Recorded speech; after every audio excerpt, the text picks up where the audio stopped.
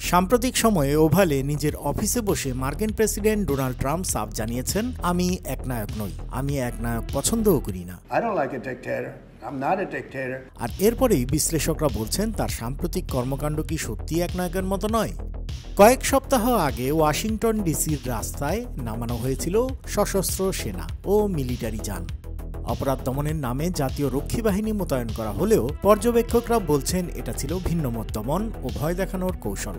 কিন্তু এতেই তো শেষ নয়। বিশ্ববিদ্যালয়গুলোর তহবিল আটকে দেওয়া, সরকার বিরোধী মামলায় জড়িত আইনজীবী প্রতিষ্ঠানকে টার্গেট করা, এমনকি শীর্ষ শ্রম পরিসংখ্যান কর্মকর্তাকে বরখাস্ত, সবকিছুই ঘটেছে শুধুমাত্র একটি কারণে, আর তা হলো তথ্যগুলো ট্রাম্পের পছন্দ হয়নি।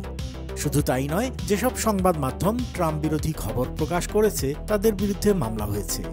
এফসিসি তদন্ত চালাচ্ছে প্রায় সব প্রধান নেটওয়ার্কের বিরুদ্ধে। অবশ্য ফক্স নিউজ এখন পর্যন্ত এই রোষের আওতামুক্ত।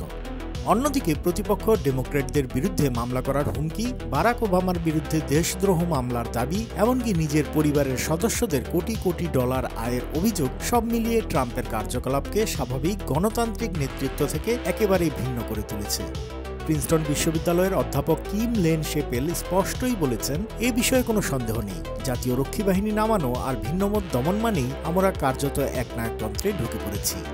হার্ভার্ডের রাজনৈতিক বিজ্ঞানী স্টিভেন লেভিটসকিও সতর্ক করেছেন, প্রযুক্তিগতভাবে ট্রাম্প এখনও পুরোপুরি একনায়ক নন, কিন্তু যুক্তরাষ্ট্র ধীরে ধীরে এক ধরনের কর্তৃত্ববাদে ঢুকে পড়ছে।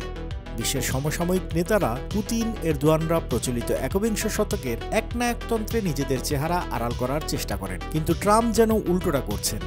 ওয়াশিংটনে আমেরিকান ওয়ার্কার্স ফার্স্ট লেখা বিশাল ব্যানারে নিজের ছবি টাঙানো, জন্মদিনে সামরিক প্যারেড আয়োজন করেছেন। আর এসব আচরণ বিশ্লেষকদের চোখে প্রকাশ্য প্রদর্শনীমূলক স্বৈরতন্ত্র। রাজনৈতিক বিশ্লেষকরা আশঙ্কা করছেন, যদি জরুরি ক্ষমতার অজুহাতে ট্রাম্প নির্বাচনী প্রক্রিয়াকেই দুর্বল করে দেন, তাহলে যুক্তরাষ্ট্র একেবারে গণতন্ত্র থেকে সরে অর্ধ স্বৈরতান্ত্রিক রাষ্ট্রে পরিণত হতে পারে। লেভিটসকির ভাষায়, এটি পুরো একনায়কতন্ত্র না হলেও গণতন্ত্র বলা যাবে না।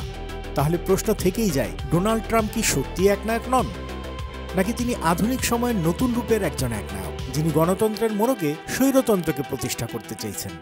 আপনার কি মনে হয়? মতামত জানাতে পারেন কমেন্টে। আন্তর্জাতিক অঙ্গনের সব খবর, বিশ্লেষণ ও আপডেট পেতে সাবস্ক্রাইব করুন বাংলা ফ্লো ইউটিউব চ্যানেল। একই সঙ্গে সংযুক্ত থাকুন বাংলা ফ্লো এর ফেসবুক, ইনস্টাগ্রাম, টিকটকে।